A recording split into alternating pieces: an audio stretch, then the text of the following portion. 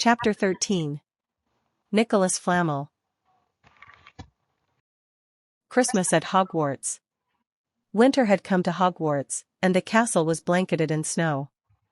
The black lake shimmered under a thin layer of ice, and icicles hung from the castle towers like glittering daggers. Students walked through the courtyards, their breath forming clouds in the frosty air, robes swishing as they hurried to classes or to prepare for the Christmas feast.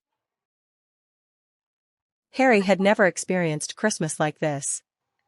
No damp little cupboard, no miserable Dursleys, just friends, laughter, and excitement. The great hall had been transformed magically. Enormous Christmas trees stood at each end, decorated with glowing ornaments and garlands that sparkled magically. Candles floated in the air, flickering softly, and enchanted snow gently drifted down from the enchanted ceiling. The 4 house tables were filled with students laughing, eating, and sharing gifts. Gifts and surprises. Harry's heart pounded with anticipation. This was his first real Christmas, and he could hardly wait to see what presents awaited him. Mrs. Weasley had sent him a huge hand-knitted sweater, bright red with a gold letter H on the front. Hermione gave him a book about advanced spell work, and Ron had saved up to give Harry a box of Bertie Bott's every flavor beans, though some were slightly squashed in the packaging. But what caught Harry's eye most was a small, neat package sitting alone by his plate. It had no name. Curious, he unwrapped it, and his jaw dropped in astonishment.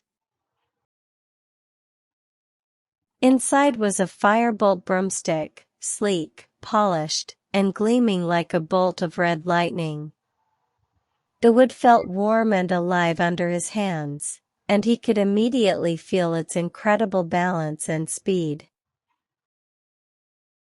Who could have sent this?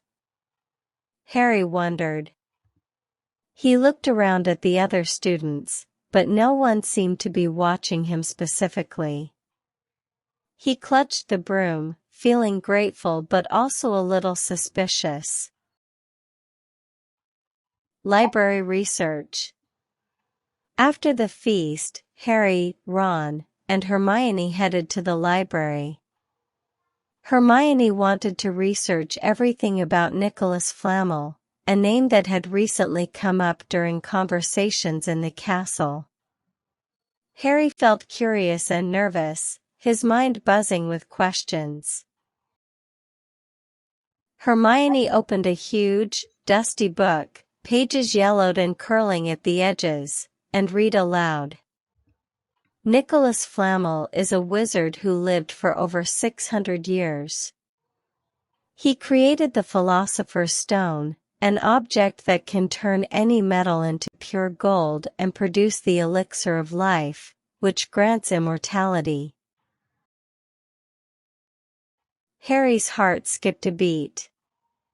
He had heard Hagrid mention a mysterious package from Gringotts, and now it all made sense. The package must have contained something very important. Ron's eyes widened. So, it's like magic gold and eternal life? That's insane. Hermione nodded seriously. It is rare and powerful. That's why it must be protected. Wizards would kill to get it. Harry's mind raced. He thought about Voldemort. If he knew about the stone, he'd stop at nothing to get it. And it's here at Hogwarts? Hagrid was right, it must be very well hidden. Strange events. Over the next few days, Harry began to notice strange occurrences in Hogwarts, hushed whispers among the teachers, especially Snape, who seemed more secretive than usual. Odd glances and quiet muttering whenever the first years passed certain corridors. Hagrid sometimes avoided discussing certain subjects, and Harry felt a strange tension whenever he was around him. Harry, Ron, and Hermione began piecing things together. Hermione said, "Something's going on. There's a secret, and it's big. Maybe it's in that forbidden corridor Hagrid warned us about."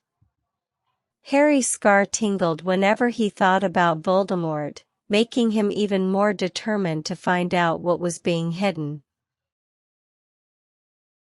Exploring Hogwarts.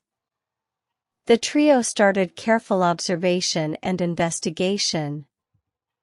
They noticed Snape lurking near certain doors, looking around suspiciously.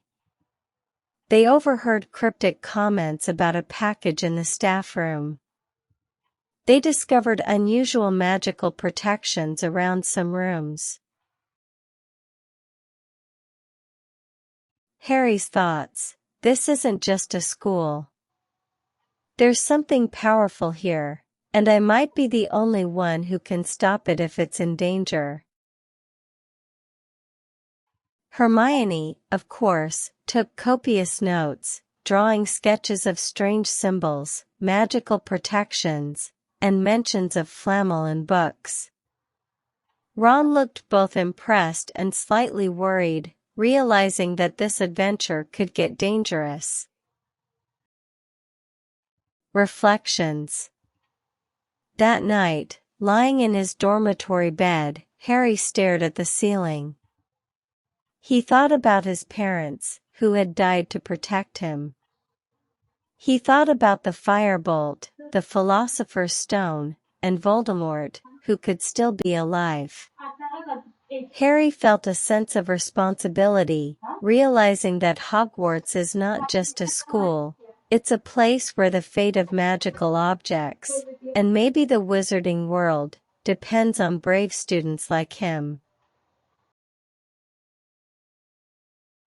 He smiled faintly at Ron and Hermione, who were sleeping peacefully in their beds. At least I'm not alone, he thought.